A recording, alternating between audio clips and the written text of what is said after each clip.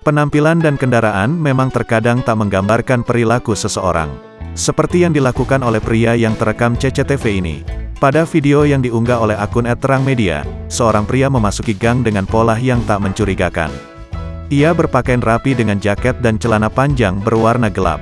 Tak hanya pakaiannya yang rapi, pria tersebut juga mengendarai sepeda motor Matic besar model baru. Namun siapa sangka, pria dengan penampilan rapi itu ternyata masuk gang untuk maling ayam warga.